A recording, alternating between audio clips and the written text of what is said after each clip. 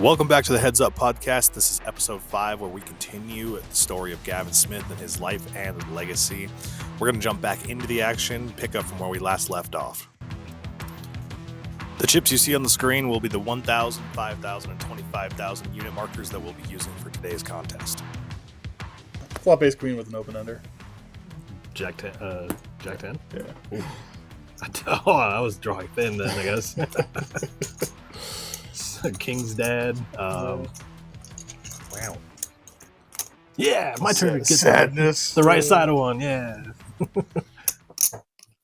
That was another, I don't know. Like, I think that's something is like a key skill of mine is like blocker betting when I like almost for value, but at the same time, like trying to get an informational read off somebody. Yeah. So like when I had that second nut flush and you had the nut flush, it was like, I put that amount out because I was like, well, if he raises this, he's probably got the nut flush. But then you just did like 3x. So I was like, it's like such a perfect sizing where you could be doing it with jack high, like a jack high flush draw, or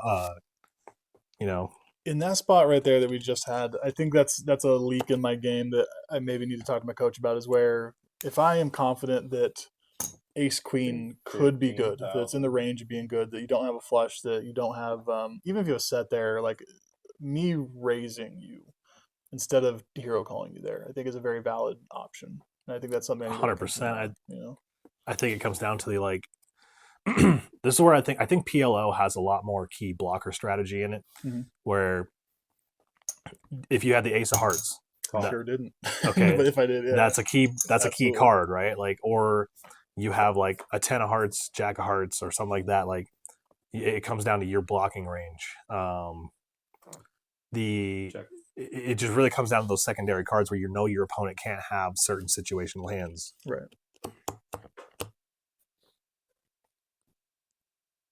Do you have a group of people that you run things by or you study with or anything like that?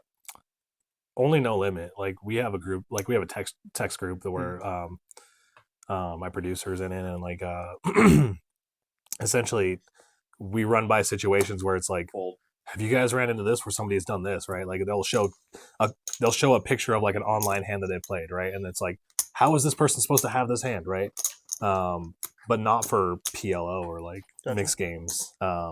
That's something where I wish like I'm really trying to get them to play like PLO and stuff to better maximize their ranges, like, or repertoire, as people say. So I've noticed a significant improvement in my game since I've actually started getting coaching, right? Like when I thought I would study, when I would read some books, I'd look at some articles, watch some YouTube videos. It felt good, right? But having a coach, having somebody that can give you a reason as to why this is the way that it is, Mm-hmm. instead of just saying, "Oh, that's why it's," or that's the way it is, right? I want to know why, and being able to know why, so then when I'm in a situation that I haven't been in before, I can think through the process. Yep.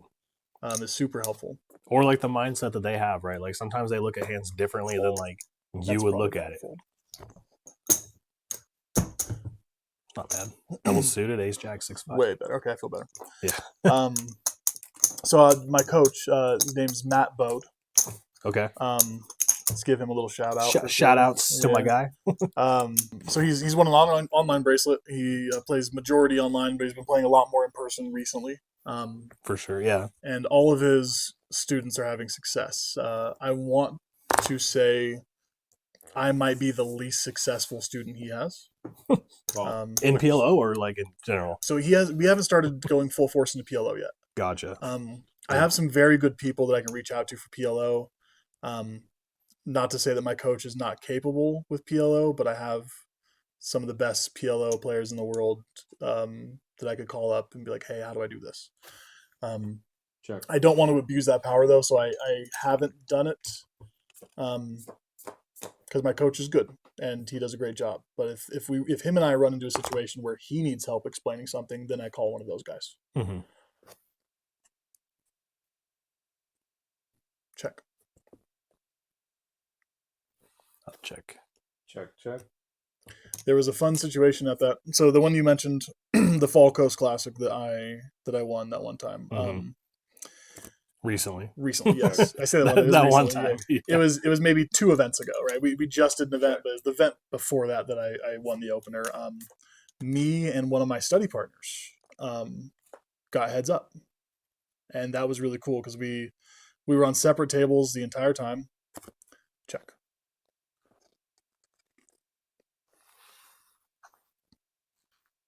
$15,000. It's a really bad river. I just have an ace. Fold. So Ace is good.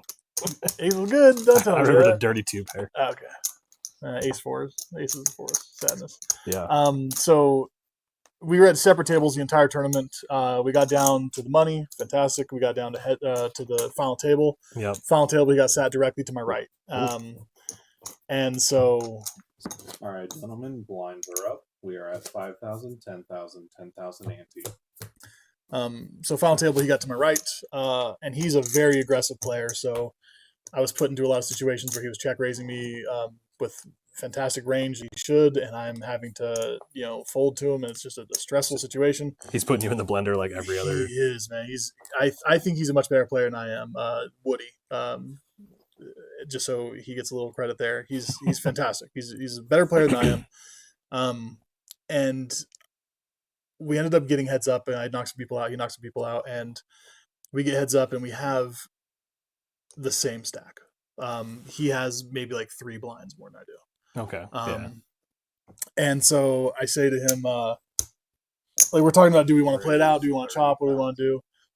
And I tell him I either want a full chop and go to bed and get ready for tomorrow, or I want a full play it out. I don't want to do like a little save. I don't want to, play for an extra $1,000 or $2,000. And as soon as I said that, he's like, "Well, fuck it, let's full play then." What was the payout difference? So I think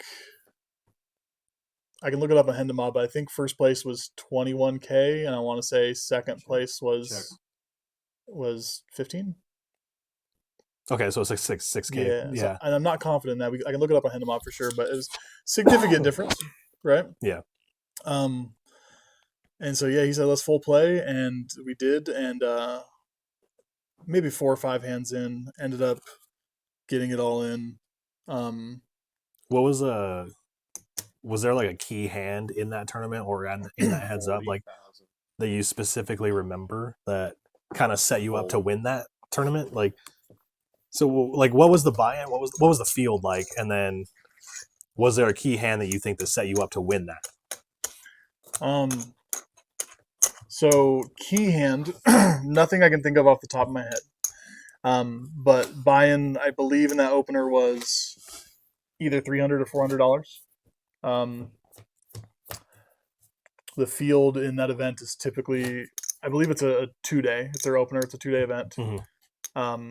Not like multi-flights. It's one flight, but they bag in the money and they come back. For sure, yeah.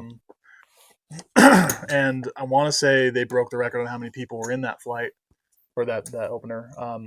Somewhere between 450 and 550 people. Okay. So good event. But I can't think of specifically a hand.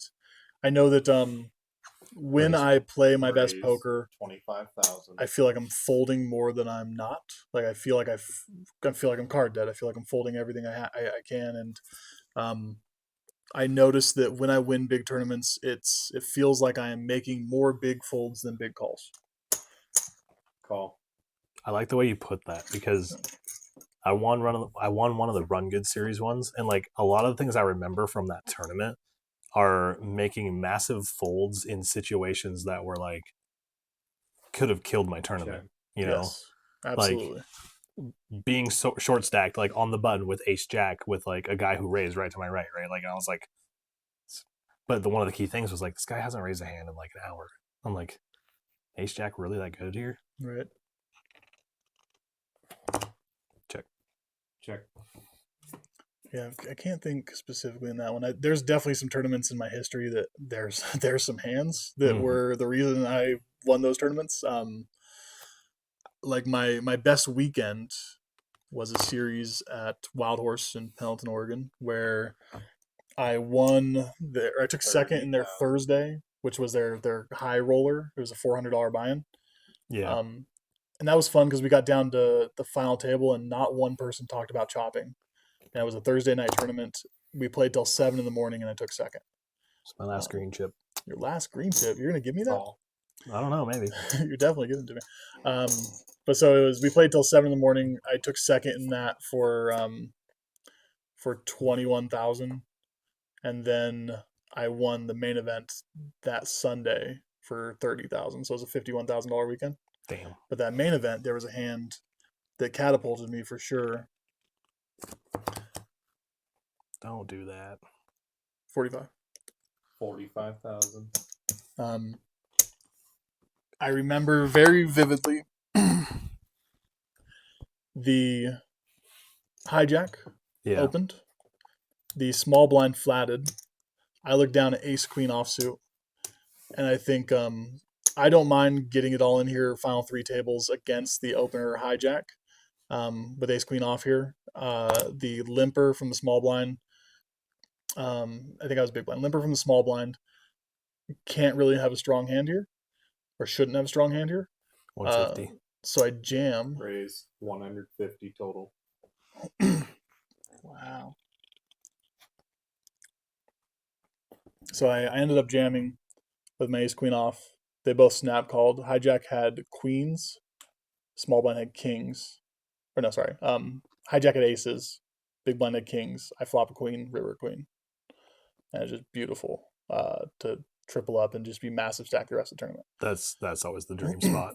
Like that. So that would be like one of the hands, right? So you're like, that was the hand. I have those situations in certain tournaments where it's like, if I win this hand, I will be set up to get like top 3 or better. Man.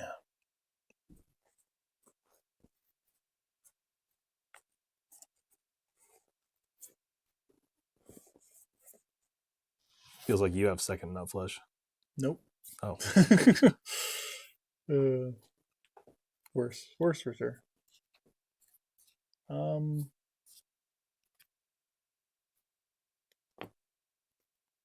Yeah, fold. Set of jacks. Oh, and the jack. Oh, with the jack 7, blocking the straight flush. I'll let you ponder. No, I don't have to. That's fine. There's no pondering for me. It's that's something I don't do, which is it's hard for a lot of people. I don't ponder. Like I said, I did that because I think it's the right thing to do, and so why second guess myself now when I can do it later when nothing's on the line? No, absolutely. Like you're in a position where you're still in the lead. Like you have, you're either getting max value or getting right. The only hand I'm gonna have there, like it's just ace of clubs that I know you can't have the nut flush. Yeah. But with your stack, you probably I don't know how you play technically, but like maybe you call with like second nut flush, like I did in that situation earlier. Oh, heads up! Yeah, it's so hard to fold second nut flush heads up. Like you're beaten by one guy. Yeah, 4 exactly. cards. Like I like to view it as like 3 different guys. Okay. Yeah. Thank you, dealer. All right, I won't make you sweat. I had ace 8, 8, 5 with ace 8 of clubs. I'm not sweating. I think you wanted to tell me. I did want to tell you. 30,000. That's funny. 7 deuce good? Yeah, of course. Offsuit? Yeah, that's the best. If I win with that, you got to pay me double, right? Yeah. I saw a new version of the 7 deuce game. I don't play a lot of cash, but I saw this one that I really want to play next time I play cash. Yeah. There's 3 dice that the dealer has. Or not 3 dice, sorry, 2 dice. Apologize. 2 dice that the dealer has. When you win with 7 deuce, you roll the 2 die. You get paid 1 small blind for every unit on the die you get. So up to 6 small blinds. If so you get 3 big blinds. If you get doubles, you roll again. Ooh. If you get 3 doubles in a row, you get 0. You get nothing? Yeah. So this should be like opposite. The whole table should have to pay you like 10 bigs. Once you hit those first 2 doubles, then the entire table's rooting for you to roll a 3rd double. Oh, right? So that's true. Yeah, a little different. So the best you can get is 12, 12, 11, right? And everybody pays you it was 35 small blinds. 25. Raise So 25,000. So you're playing 1-2 or whatever. It's worst you're losing $35, but you're getting $35 per person at the table. It's not a bad thing. So one thing that I want to do is set up a 7-deuce tournament where you play an entire tournament, right? But like it's like a 7-deuce bounty, and essentially, if somebody wins a hand with 7-deuce, everybody at the table pays them a small blind. Okay, I'm into that. So if you get into a situation where you're like late in the tournament, you look down at 7-deuce, you're like, dude, this hand's worth like triple what I have. Like the value of that hand just goes skyrockets. Check.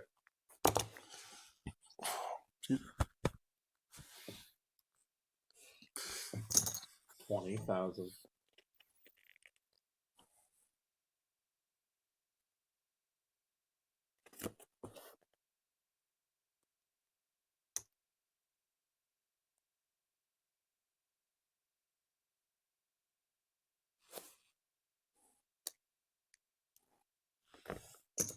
Call.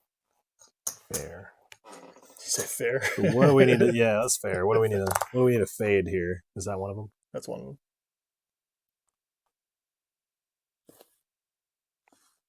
Just lead. Wow. 50,000. You're leading that card? I am leading that card. Changes everything. No, it does. Changes nothing. Do you have any more green chips over there, or do I have them all? Oh, I have 3. Sorry. That's I'm okay. hiding them so you can. No, that's okay. I'm angle shooting. No, that changes. I shouldn't have bet now. You have too many chips. Damn it. What is going on? I don't know if I can fold yet. Call. Thinking of a river. Is it a black king? No, it's not a black king. I'll check call you. It's a weird thing to say. Yeah, that's a weird angle, isn't it? It is. Pot. Wow. 200,000. Maybe I shouldn't have said it like that. Fold. I'll show you 2 cards, but you have to pick. That makes me feel good. Okay, let's keep it going, man. Okay. Yeah. That's a good one to pick. Yeah. Just show you the nuts. Yeah. I'm okay with it. Oh, man. Maybe I should have went smaller. I was thinking about check raising you that flop. That's where I loved that jack on the river. Did you? Yeah, because it kept me in the nuts. That's fair. Okay. That's fair. I thought about check raising on that flop, and then when that turn hit, it looks like a blank. It looks like a blank, and I thought, maybe I can still turn my check raise bluff into a now bluff. Yeah, like my range. I don't know if my range changes a lot with that turn card because it's a red deuce, so it's like, okay, he still has like over pairs and like high flush draws that he's probably either value betting or chasing or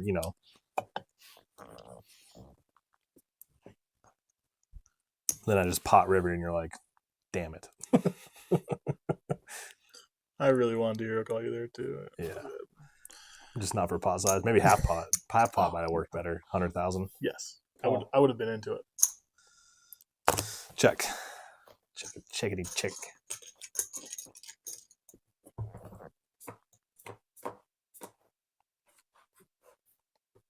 I feel a little naked here because I usually wear my sunglasses when I play. Even though they don't do much, it just makes me feel better. I check. Check. I know you haven't said I can't wear them, but I feel like it'd be rude to wear them. You wouldn't be the first person to wear them. Oh, okay. Well, that person. I actually, I have prescription glasses that are sunglasses when I wear, like I play too. So it actually helps me see a little bit better, like when I'm reading the boards and stuff. This pair that I use, it's not a sponsor, but from a company called Blue Shark Optics. Mm-hmm. They used to be at WSOP, and I bought a pair down there for the first time way back when, and I loved them. And then my eyesight got worse and worse and worse. 25,000. And I ended up wearing regular glasses, and I didn't want to pay for the prescription version. Oh. And then recently I had LASIK. Yep. And so I've gone back to, I called them up. Said, hey, do you still have this model of sunglasses in stock? Like, absolutely, we have 2 of them. Do you want them? Yeah. And when I bought them back in the day, they were $400 a pair. Now they are $125. Gotcha. So, like, absolutely, give me both pairs. I kept one. I gave one to my girlfriend's dad, And then my girlfriend was upset that I gave them to him instead of to her, so I bought her a pair. Gotcha. So, yeah, but they're I love them because they're not. They come with two different lenses. They come with the polarized and the regular ones, but they're not super dark and they make whites pop. Yep. So when the cards are face up, the white really pops on them, which is great. Hmm.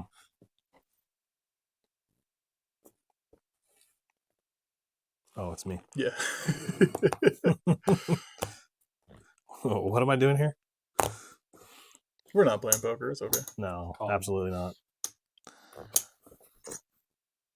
Check.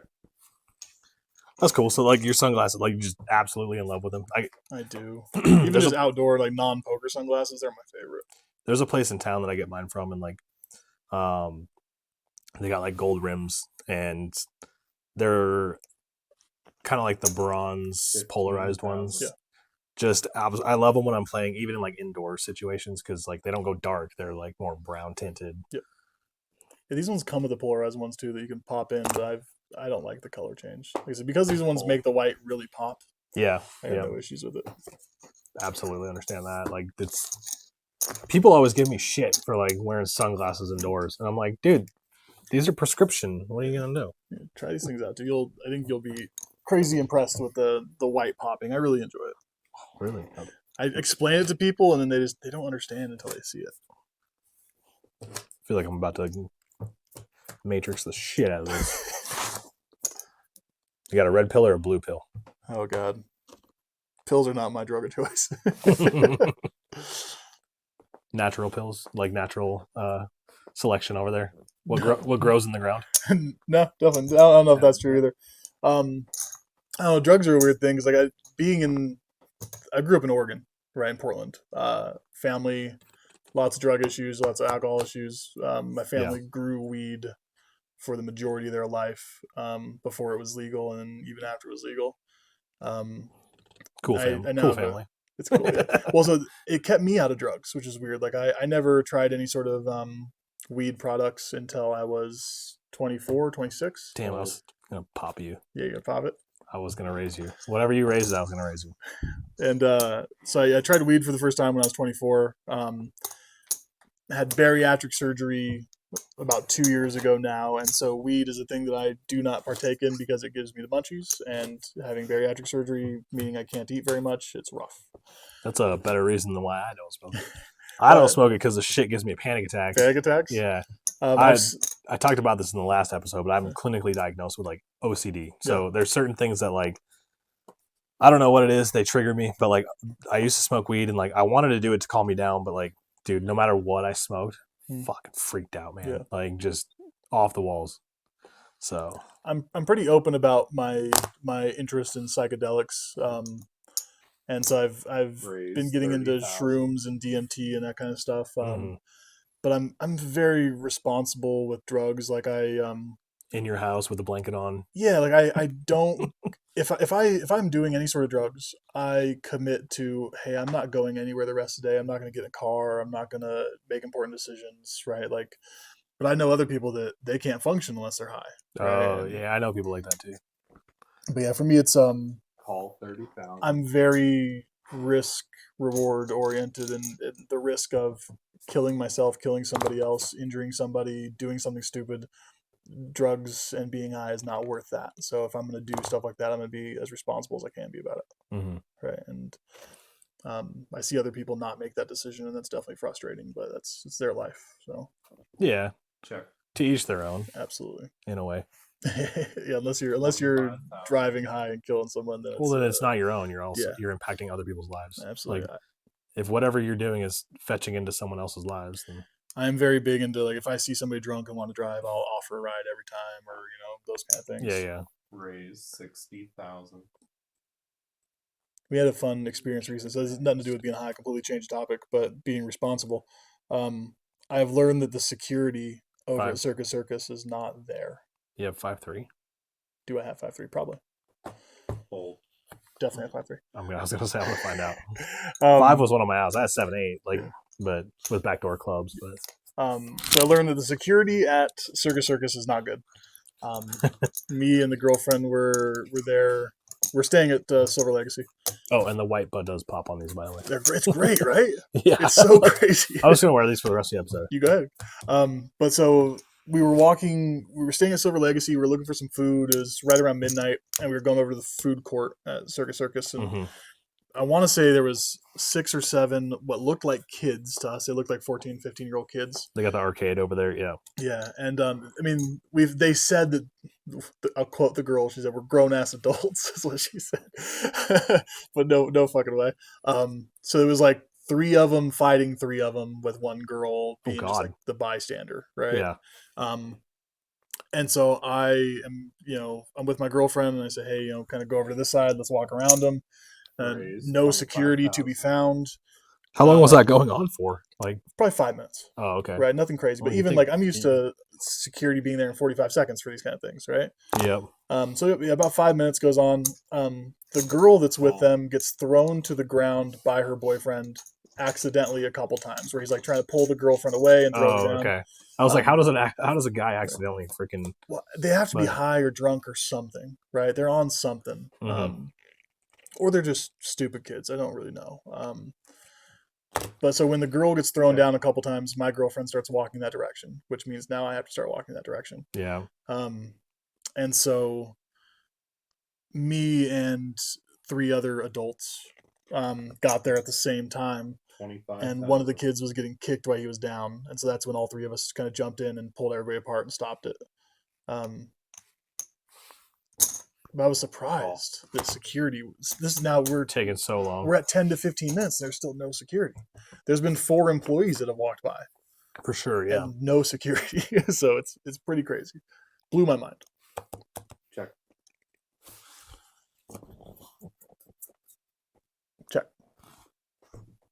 I don't know what's going on in this hand. I don't know. It's a weird one.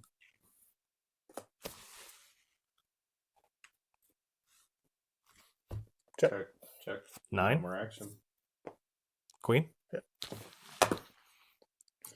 I had back doors on the flop, and a gutter to the 4, but just had the gutter to broad or to king high flush. King high straight. Yeah. All right, gentlemen, blinds are up. We're at 10,000, 20,000, 20,000 ante. So yeah, the security didn't show up, and then. Well, so where I was getting with that is, being in this industry, whether a dealer or a player, this is going to be my 20th year this summer. It'll be my 20th year. Since you're 15. Since I'm 15, yeah. It blows people's mind that I'm going to be in it 20 years and I'm only. You should get like a plaque or like a trophy from Right. like a corporate company or something like that. Well, most of the places I play, that's still half as long as most people, right? So I'm still a youngin'. For sure, yeah.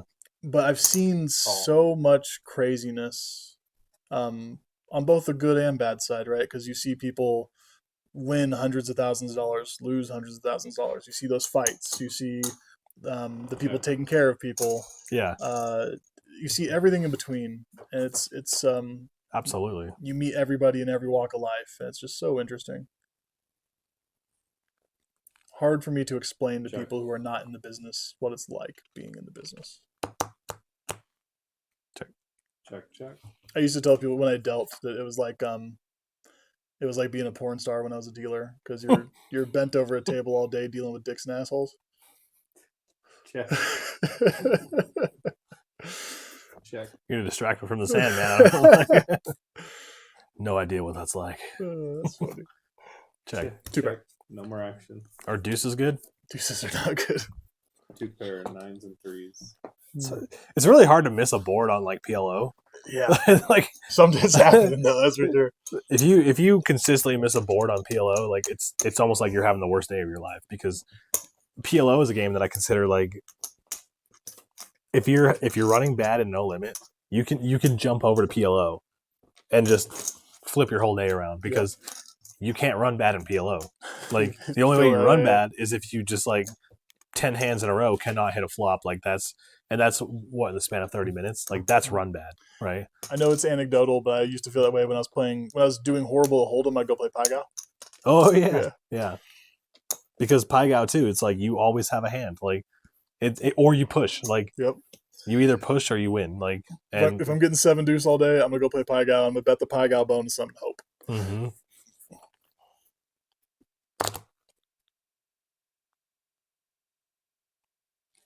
I know we were talking about earlier about playing craps. One of my best crap session ever was when I was on tilt from poker. I was at the MGM for one of the summer events, and did you lose an event and then go jump over there? So I bust out of a $500 tournament, and I was considering rebuying. I thought, you know what? Let me go get some of this 60,000. Let me go get some of this frustration out on the craps table before I consider poker again. And so I take 500 over the craps table, and about 2 hours later, my 500 is turned into 18 grand. That is definitely my best night ever. That's a pretty good sun run right there. It saved the summer for sure. It was great, and the dealers made as much as I did because so I usually bet pretty conservative, and then I'll throw some money out for the dealers, and I'll say in Vegas I have to say player control, but then tell the dealer do whatever you want with it, right? And so they'll drop it, they'll press it, they'll do whatever they want. Right. And the dealer had pressed their bets up to match my bets because I wasn't pressing mine. And she was like, hey, I can't press my bets anymore because they don't let us go over your bets. Right. I was like, all right, well, I'm just going to continue rolling. You press my bets, you press your bets, you do whatever you want, you just keep sending me money. Right. For sure. And so by the end of it, she had, I eventually sevened out and they counted my chips. I had 18 grand. They had to have had similar to what I had. Yeah. The same bet the whole way. It was nuts. That's crazy. Like, it's funny because I remember like one of the worst sessions I had. I was shot taking in a 1025 after I had just won. I'll say I won money in a tournament, but I feel like I lost money because I got 39th in a PLO no limit event, and I was third in chips, and I lost like 90% of my stack to a guy who was fourth in chips at my table. I had an open-ended straight flush draw, and we just absolutely got it in on the turn, and he had two pair, and I just bricked every out that I had. But the next day, I went in and 50,000 fold. I played 1025 because I had won 5K the night before. I had some bankroll left over, and then I bought in for I had 15K in my pocket, but my plan was 10K max. Let's buy in for 5K and 5K, right? Like if something goes wrong, I'm gonna fire 5K first bullet in a 1025 cash game, and then if I need to rebuy, I will. I didn't last a single orbit in that game. So I buy in, and first 5K, freaking third hand into the tournament, pocket queens, guy opens, I 3-bet, he 4-bets, I jam, we're all in pre-flop, and he has ace king, ace on the flop, and we run it twice. You're not supposed to do it in the World Series because they're against that, but there's some dealers you can do it with. Raise 50,000. Ooh, just trash right there. It's beautiful. Get in there. Dang, shut up. But we're not supposed to run it, but we do in this game. This dealer let us do it. He has an ace on the first board and a king on the second board. And I was like, so stupid. Whatever. All right. Fire back in another 5K, put the cash on the table, dealer gets chips. 2 hands later, or a hand later, I think I'm on the button. Same opponent opens again. I 3-bet. He 4-bets. And this is I'm like, whatever, get my money back now. I have pocket kings. I just absolutely he just rips it. I'm like, I call again. He has ace king again. Same situation, but ace on both flops, 2 boards. And I'm like, that's gross. I just walk out of there. I'm like, this is I just lost 10K in the span of 5 minutes. It's a lot of money. Makes me happy I don't play cash. I should play cash. I need to play more to supplement all my bankroll stuff. I kind of wish I was playing a tournament because I feel like in a tournament I would have just I almost would have just called a 3-bet just so I could see a flop and then raise him on the flop, whatever the flop came, if not ace high, right? So you can get out or get it in. Yeah, it's there's more accessibility, but with it a cash game, you're trying to get max value in certain situations. Check.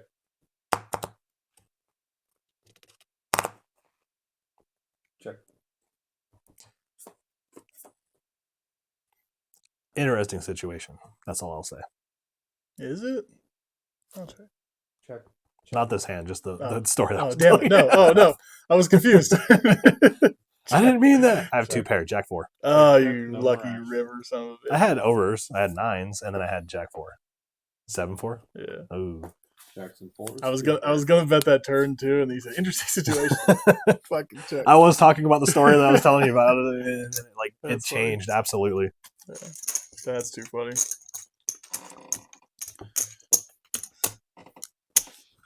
Now that we've raised the blinds, it's not going in my favor. That and like, I think the hands too, like the cold deck, like there's not many like hot hands out there. Like I had Jack's 9-9 double suited, like where there was a lot of double suited hands I had in the beginning, and like now it's like a lot of weird 7 deuce king 3 offsuit, and it's like there's no action driven. I try really hard not to think of it as like cold deck or going card dead or any of that kind of stuff. For my own mental sanity, I try to think of it as A waiting period. well, so because of the studying, because of trying to figure things out, I'm less looking at my hand, because heads up is a different situation, obviously, right? But I'm less looking at my hand and more of my position at the table, the chip stacks, where we're at in the tournament, and then thinking of the range that I can then do things with, and if my hand fits within that range, I can now do what I want to do instead of looking at my hand as the individual 2 cards that I have. That's fair. Right. Yeah, And that makes sense. I don't like to look at it as, oh, I'm card dead, because people that say that are like, oh, yeah, I've had 7 deuce this many times. Like sometimes I'm still raising with 7 deuce if the situation is correct, right? It's very rare, but no, yeah. If you see somebody who's like I'll do the same thing, right? Like doesn't matter what cards I have. I'm playing the player. yes. So this guy's open to raise like the last 3 hands in a row. Is it realistic that he actually has it? Is he on a hot streak, or is like I'm like, you know what? I'm gonna test him right now. I'm gonna test and see if if his VPIP is like way too high right now, or if he actually like I asked my coach that exact question the other day. I said, does if this is the 3rd time somebody's opened in a row, does that change your opinion on his potential range? Like, only if he is the type of player that will take advantage of a specific situation. Yep. Only then. Otherwise, no. It's just him getting lucky and getting cards. Check. The other thing that I do in PLO is like when I'm trying to assess the situation that I'm in, like currently, I'm like, I'll look at my hand and like versus the opponent that I'm playing, and I'm like, okay, versus this opponent, good card, bad card, bad card, mediocre card. So that makes my hand really bad. Like the only thing I have going for me is a 10 with a backdoor straight draw. Like, so I'm like, given that, I'm like, I need to have like good, bad to be able to play against this opponent. Like it's almost like if you think about the chart, the green color is good, the red color is bad. Like you want to play those hands that are green. So I'll try to assess those cards visually in my mind where it's like, this is good, this is good, this is good. So I have 3 things good about this 4-card PLO hand where it's like, fuck, whatever, screw the 4th card. Like if I hit a backdoor dangler, then I hit a backdoor dangler. Like 90% of my PLO game, I feel like, is kind of how we talked about earlier about letting things develop, playing a little tighter, and then letting my opponents make mistakes because they happen significantly more frequently in Omaha than they do in Hold'em. Yep, and they do that. Like the amateurs will do that, and even pros will do it. Like sometimes you overvalue or like you bluff in the wrong spot where somebody has like a certain situational hand. Raise 40,000. So it's like you have the nut blocker with like straight draw blocker with like a top pair, right? Like that's a hand that you might want to bluff. But where you play amateurs, it's hard because like they'll overvalue their hands on the flop and turn, like pre-flop and flop. Absolutely.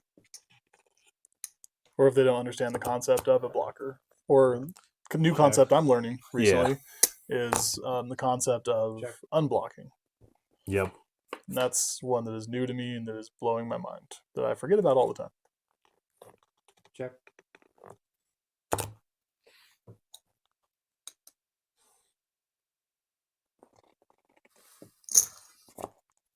$55,000 fold.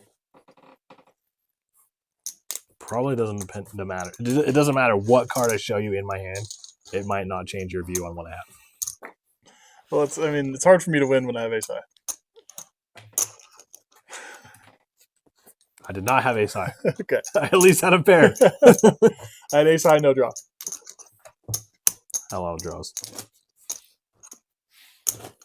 That's rough to win in this game. Ace high, no draw. I could, let you miss all your draws. So I guess then just jam. Tell me about it. It's really it's amazing that we're holding on to our chips in this form of game with being 20 big blinds deep. We're definitely getting to crunch time. Average stack. Yeah, I might have to make this a 2-part episode.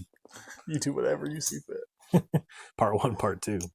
That's what I did with Harley. We went so long. It was part 1, part 2. We were talking about that Gavin Smith story on break, but we never went to it. Remind me.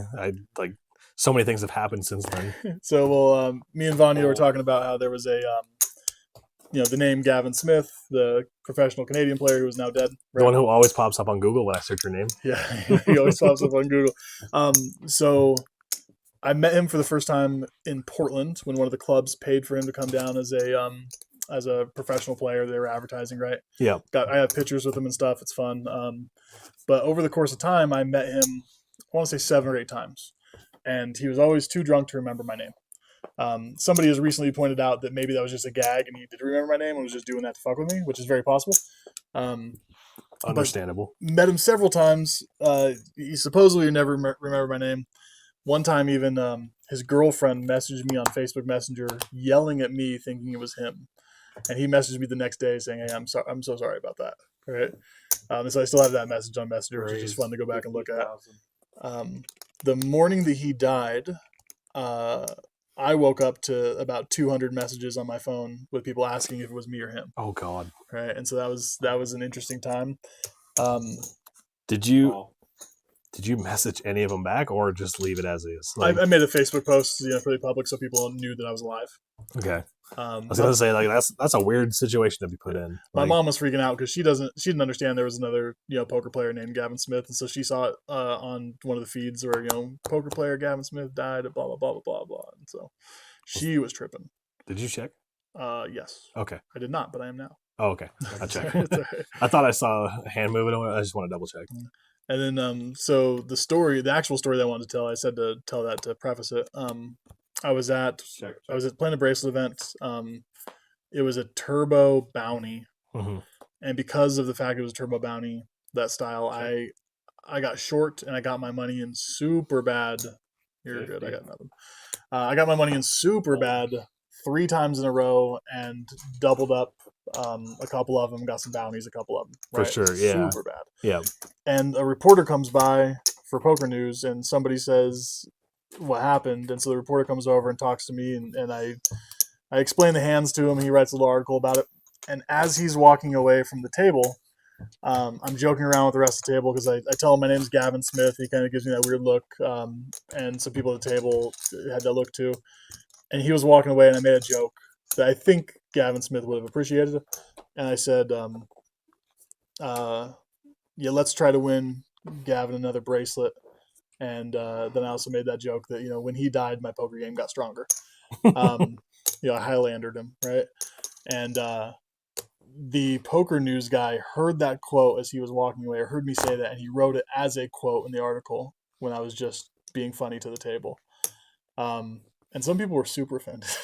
Yeah, people get like that. But I mean, I would have understood it as a joke. And I think Gavin Smith would have liked the joke. I think he would have thought it was funny. For sure. I didn't know him super well, but I knew him well enough to know that he was humorous.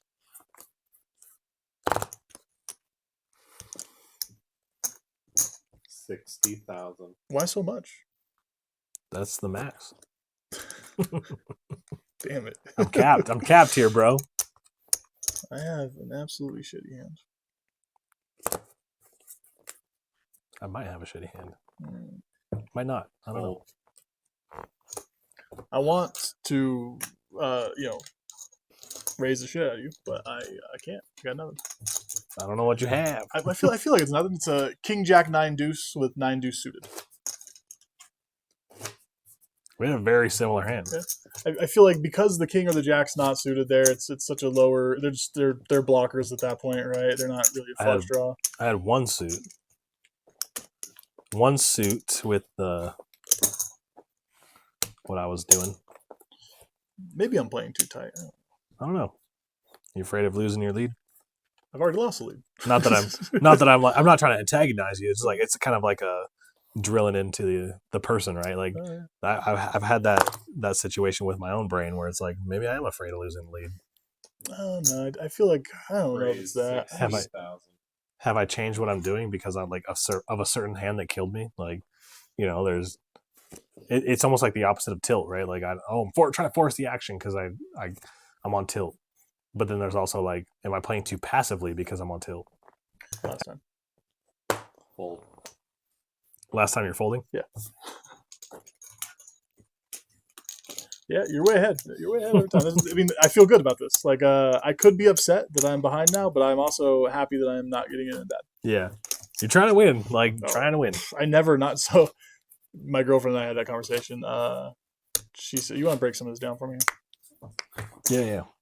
We were talking about people playing many tournaments, and I said to her that I never enter a tournament that I don't plan on winning. I will never enter a tournament if I have like a flight that day, or if I have something else to do and I can't play till 4 a.m. Right? Like any tournament I'm in, I plan on winning. I'll say I don't. I like if I plan on putting my full mindset to the tournament, then I would plan on winning it. But there are some tournaments I will buy in for cheap. Like, and when I say cheap, I mean like $20 tournaments, like really like on WSOP.com, where I want to test out my my small blind theory, right? Mm-hmm. So, like, I want to get in there and like, I want to start thinking about range hands where I'm like, okay, well, if big blind check, or if button opens and I have like ace 3 offsuit, is that a raise hand or a fold hand? I'm like, well, I have the ace high. Like, I'm probably beating the big blind's range or the button's range. So right. That's a hand where I probably want to open it more. Check.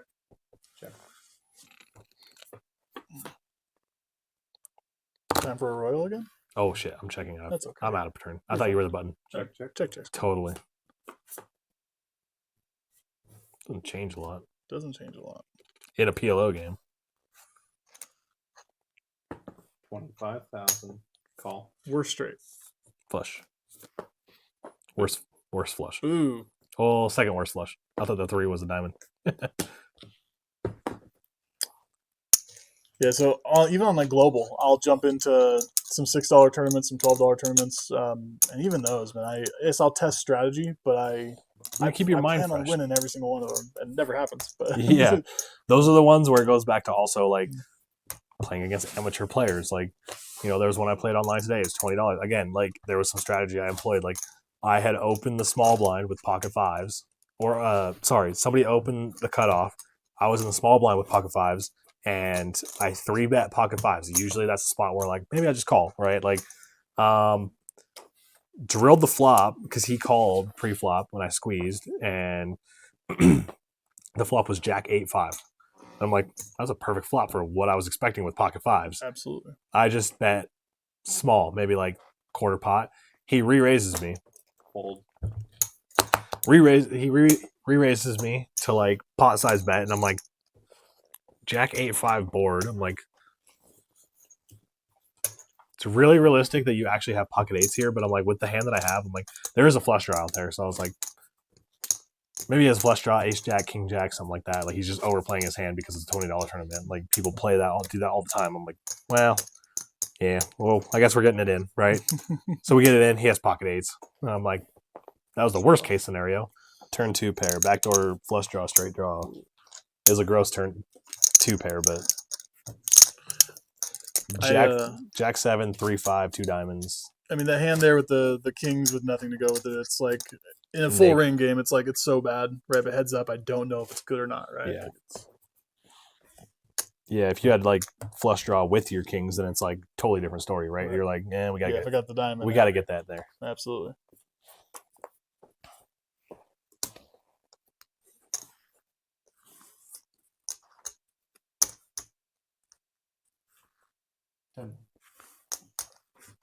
Someday, one day in my life, I'll get it right.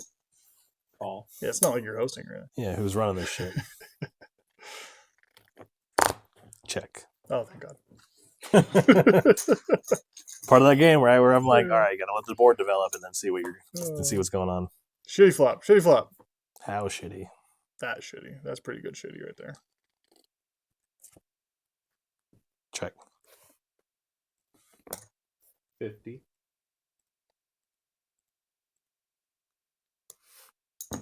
Call. You have like 100 back? A little more, yeah. Check. Check. Check. Jack high. King. King 9. And the flush draw on the turn? I'm glad we didn't try it. Yeah, turnout was never folding. Yeah, it's just open-ended on the flop there and just no bueno. Not with the stack sizes that we have. No. If you have a bigger stack size, then I'd probably fold, but I've been trying to find a spot to get it in with you. I've had hands with no draws, 1 pairs. it's been bad. Dry, super dry. Yeah. I'm okay with it though. I played well. Yeah. I've had confirmation. I'm happy my mind will be fresh for tomorrow. Like, absolutely. I'm absolutely just calculating. Like, they could have this, they could have that, they could have those. That's funny. This is a realistic hand. That's not realistic, but I honestly don't think. I think there's nothing I can fold right here. I don't even think I should look.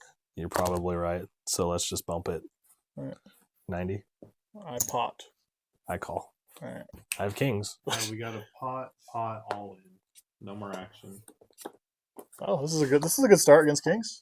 King, no suits. Let's hope for like 6 of hearts. Let's put these in the Deuce of diamonds. with a queen there. Got a low wrap. Low wrap versus naked kings. Well, not really naked, but no suits. That's a good card. That's a great card. Oh, that's a great flop for you. Just the straight. Give me a king. Give me a king. Ah, darn it. Ace? No, I'm just kidding. I wouldn't do anything. Wouldn't do that. Wow, what a hand. What you got? Uh, Just flop the joint. 60, 90, 99. 99? I think. We got 60, 90, 99. Wakes up with kings on the button and then pounces. Just that's what I'm loving about this game is like you're never dead. Like Never dead. there's any flop that could just survive you and keep you alive to the end. I feel like we've all had the chip in a chair story, right? Dude, yeah.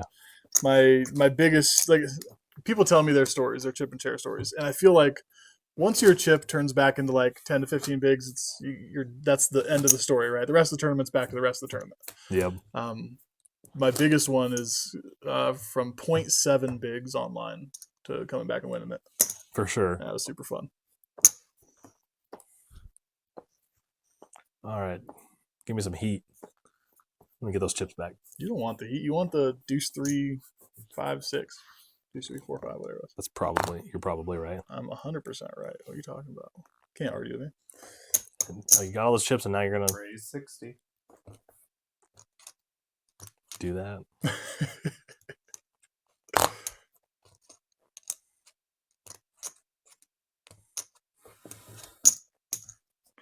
Man, it is. Raise 180. It is not what I want, but it is. 5,000. We're on flip time here. Definitely the worst play I've made all day.